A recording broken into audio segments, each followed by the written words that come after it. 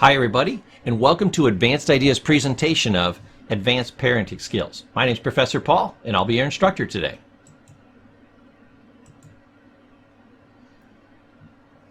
Now, we've got an amazing training for you today. This is going to give you advanced parenting skills that are going to put you in the top 1% of the top 1% of all parents out there.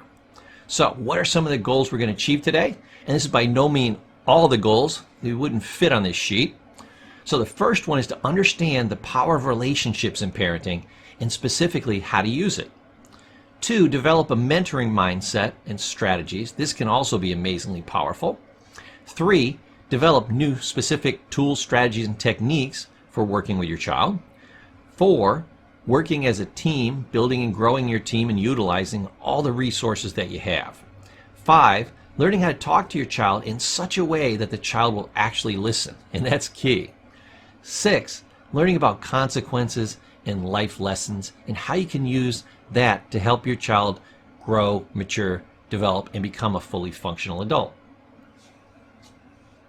So we've got an awful lot packed into this training. These are cutting edge tools. These are the same tools that I would use as a therapist when I would go into a person's home and help them out. They had 16 years to get this child better. I had 16 hours. I tended to have much better results. Why? I had every disadvantage. I had no relationship with the child. I had no history with them. I had no authority over them. But by using these tools, I was very powerful in that situation.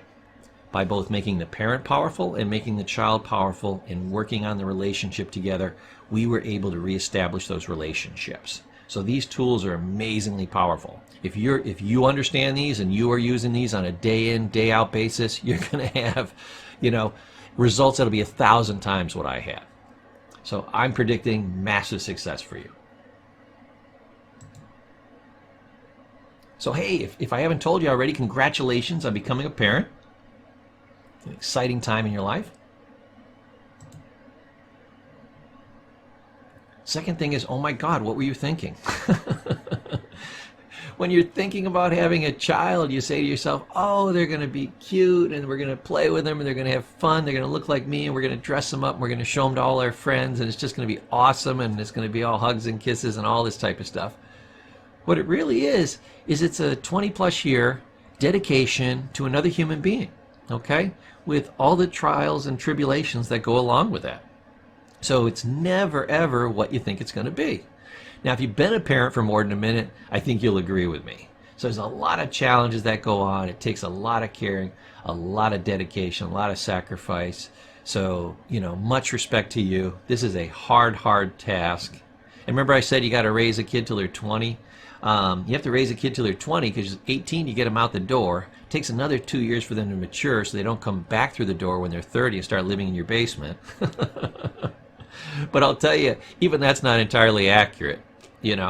My parents are in their 80s and they're still raising their children. The children are always there for them when they need them. So this is really a lifetime commitment. So from the time you have your child until you die, they're going to need you as a parent.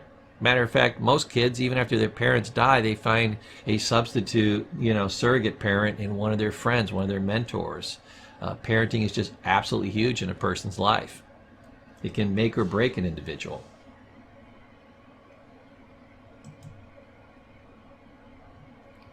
So one of the first tools that I want to give you, it's kind of fundamental, is that parenting is a different kind of love than you've ever gone through in your entire life. And like I said, if you've been a parent for a minute, I think you know this.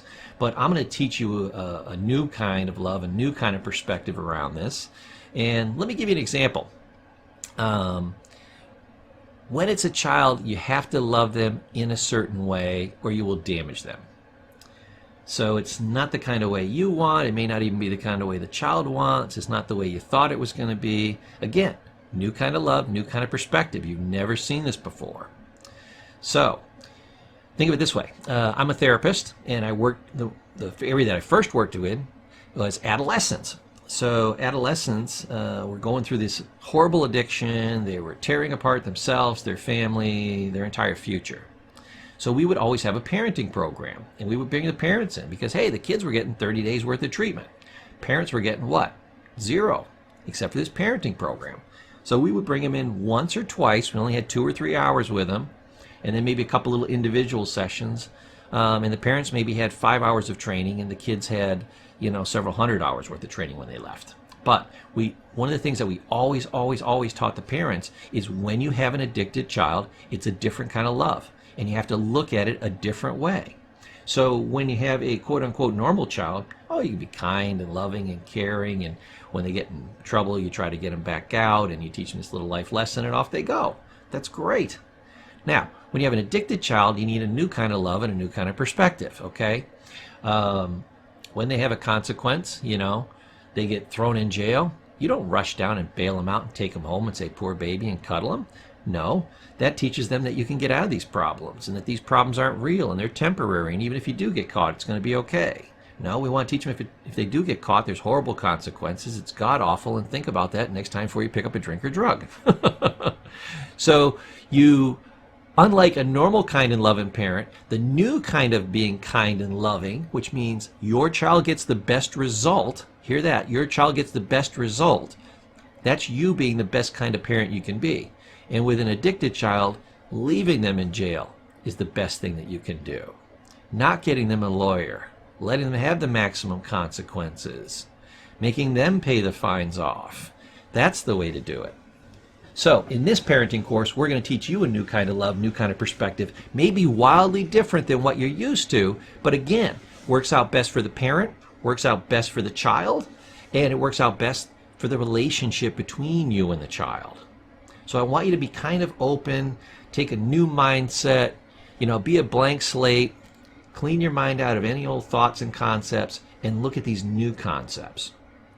We're going to teach you a new way to be kind and loving with your child in such a way that they'll listen to you and you'll build the relationship and you both have positive outcomes.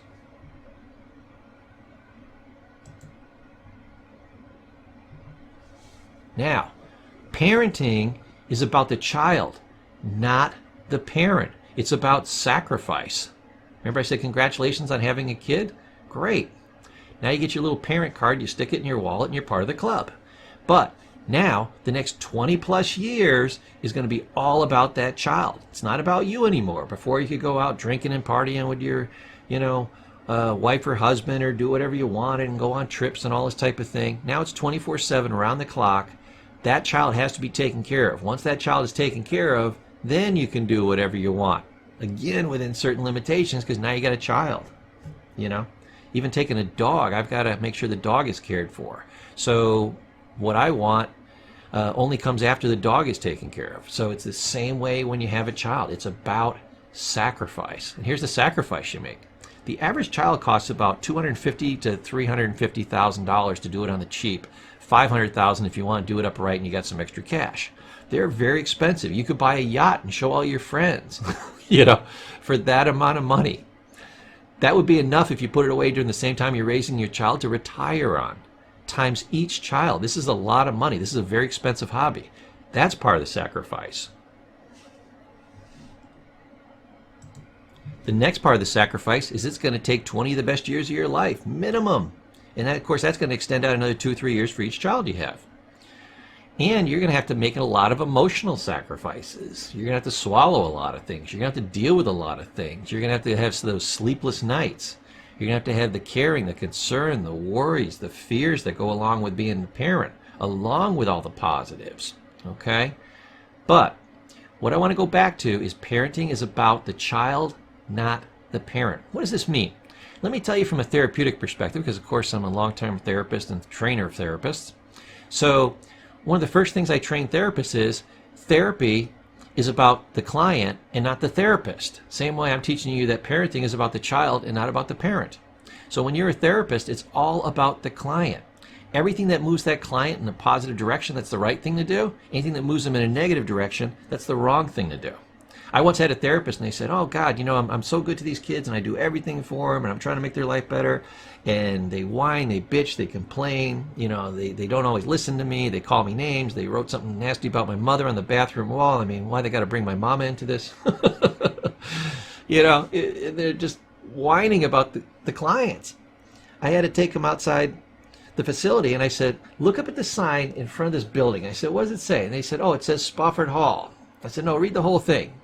They said, okay, it says Spofford Hall Hospital. I said, great, now read the last part. He said, hospital. I said, what kind of people come to a hospital? He said, sick people? I said, yes, exclusively. Matter of fact, once they stop doing these things, they stop having these sick behaviors, they stop acting sick, you got to pull out their chart, tell them they did great, and discharge them.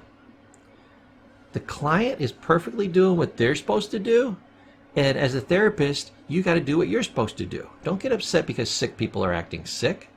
Don't get upset as a parent because your child is acting as a child. They're doing childish things. They're not doing this to harm you or against you. It's simply something that you have to gently correct. You have to adjust for. And how do we do it in therapy? We did it through relationship skills. And we're going to talk more about that in the next section. But everything that you do in every way, shape, or the form is to move that child in a positive direction while maintaining the relationship. It's all about sacrifice, not about you, about them. Congratulations, you're a parent. Welcome. You've made an exciting choice in life, and now you're gaining the tools. You've shown the wisdom to gain the tools to be in that top 1% of 1% of parents that spend the time to actually learn their craft to have outstanding results. And this is going to save you years and years of torture. Now, if you're grabbing this course and you got a 16-year-old that's driving you nuts, I apologize for the 16 years. I was here, where were you? But I got here as soon as I could, and we're going to move you forward, and we're going to help pull you out of that. So nothing but upside, and I'll see you in the next part of the training.